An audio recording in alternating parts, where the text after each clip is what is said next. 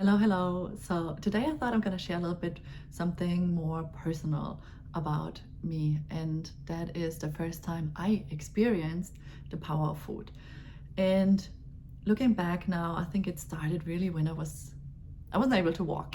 So I was like month old, and I used to have like something called, I don't know in English, but in German it's called Neurodermitis, and it's like a skin irritation. It's like maybe like eczema. I don't know. It is, yeah. In the end of the day, it was something that made me itch so much that I was bleeding. And to every doctor my mom went, they only gave her like lotions. And often in these lotions is something that makes your skin thinner. So I don't know if this is really optimal for a baby at this age. Yeah, my mom just, and I really appreciate that now, probably more than ever, that she didn't give up, because she realized that the lotion is just something that will reduce the pain, but it will not be what it cost. It will reduce the pain from the outside, but it doesn't address the root cause, right? So she drove to a couple of doctors all over the place, and eventually she ended up to be to a doctor which approaches are more holistic. So, and this doctor said, change the diet by make make everything from scratch as much as you can, and buy local, which means, so when I was a kid, I'm a kid of the 90s. So, the food always changes and it becomes more convenient. And I don't know if you know those things, but like these little hip glasses. I grew up in Germany, so maybe from wherever you watch, this is maybe not a thing in your country, but in the end of the day, these are like little glasses that are made for babies to eat, right? And yeah, this was a big thing at this age for at this time. And yeah, like I think my mom always gave me like a really, yeah, normal, what is normal, right? But yeah, she all kinds of those glasses too. Of course she made sometimes things too at home, but not with the intention that she had after the talk with the doctor. So she really was committed and baked the bread at home. She got local flour. She really got only food from what it was in season at this point. So nothing from a different country, which traveled thousands of kilometers. And yeah, so really in season and local, and as much as she could, she made it home. And as crazy as it sounds, it really helped. So I never got it back. So it healed, and I never got it back. And a funny thing is, so she did this for, I don't know how long she did it, but maybe for like a month or so or two. So not too crazy, I would say. I mean, I'm sure it was a lot of work at this point, like especially like, when you work, when you're raising a child and then just making all this stuff from scratch. I'm sure this is a lot of work. And me as a mom now too, it is a lot of work. But I couldn't be more thankful that she took this on her and really, yeah, healed me with that, honestly. Like as I said, I never had it again, but I'm also really happy that she didn't, she wasn't like, after that it was healed, and then she, included more things like, I got bananas even though they're not growing in Germany. Like, yeah, like it was still a normal way for me growing up. I went to McDonald's and Burger King and I ate all of those things as well. I never had like something that she said, oh, you cannot have that or something. I always was allowed to eat whatever I wanted. And honestly, as a teenager, I couldn't care less. And before I started working for a supplement company, I didn't even know what to look for on ingredient labels. I was like, I don't even know. I'm not even looking at it. I don't even know what to look for. And it was just a coincidence that I ended up working for this company. And yeah, and with that I wanted to, be more informed and started to go to a nutrition school, get my certification, get another one, so that's just what it started. But before that, I was a normal teenager. I don't know, like in Germany, like we have a drink, it's called Spezi, which is like a orange lemonade and Coke together, and that was my thing. It was not water. That was my thing. So, I grew up very normal, and I ate chocolate a lot. But you know what happened? So whenever I ate, my mom also, like when I grew up, like she always made like sure she cooked a lot at home. Still cooks a lot, and with whole foods. And I don't. So at home, I always had something, cooked or something made. Like we of course we also had sometimes like a oven pizza. We ordered something, of course. But the main time, like she made the pancakes. she put the eggs and the flour together. Like she did that, Um, yeah. So I think that is a big thing to make as much as you can still at home, and whatever you eat outside, that's what it is, right? But even like when I remember when I ate she made like a little like bread with cheese or something. She put like a cucumber or a tomato on top of it, And it's so funny because now I do this too, but I do this with a completely different intention, because like I'm all about the micronutrients which you get with that. I think my mom wanted just to be more like, I don't know, maybe it was, she's born in the 50s, 1950s, so it's she's a different generation. Like they cooked a lot, right? They cooked a lot. And yeah, so I grew up as a normal teenager, honestly. And the thing is, when you it's so funny to talk about this now, because you can feel on my skin, like if I ate like too much shit, then you can feel it a little bit, right? You can feel it. I was like, oh, your body's talking. So I was always really aware of how my body reacts to things, and that didn't always stop me. But I think it was the first time I really realized the power of food. There was that my mom, and that just shows us as moms now. Like now I'm a mom myself, and I'm like, wow, that's awesome. Like, thank you so much for doing this. Like I never had problems after that again. And if she wouldn't have done that, and if she wouldn't have followed her gut and thought about there must be something else than this, than only these lotions, then I would have probably still have it, so it would have gone worse, because these lotions are just like a band-aid, but they don't heal the root cause. So always look at the root cause. And now as a mom myself, I cook a lot too, but we eat out too, we order food too. I had a quick interruption of my son. Perfect timing.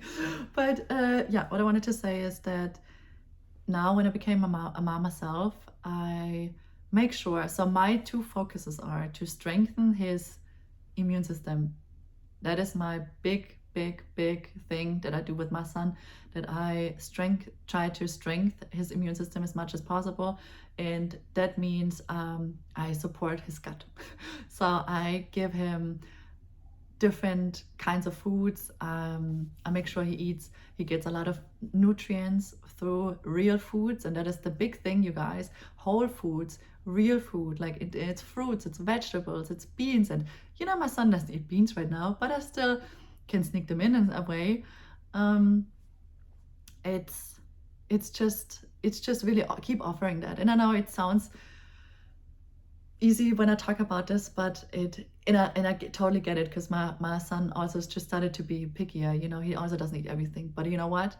I'm not stressing too much about that. I keep offering that, because what you show your kid what is normal, they will move out and they will remember, even if they ate it right now or not. I wouldn't stress too much about it, because I have a lot of clients that honestly, and one of the biggest things is for women especially, that their moms like often lived in a diet culture where it was only about their weight and what they ate, and that created for the kids, that they grew up with having not a healthy relationship with that, and they're still trying to overcome that. So whatever you do as a mom, when you, and that's my whole approach, I gotta be honest, like when you feel your best, you will, that's the best thing you can do for everyone included, not just yourself, but also for your whole family.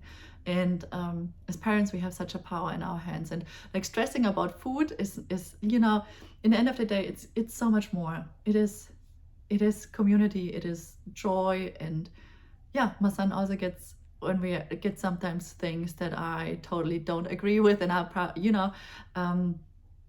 but I wouldn't, the more you exclude it, the more they want it. But I also think that you should be able to, it depends on the age, right, to talk about what is in there. If you know better, then teach better, right? So I definitely, so I'm one of those who look at the ingredients, and I will teach my son to look at the ingredients and so he can make his own decisions. And it's never all or nothing thing.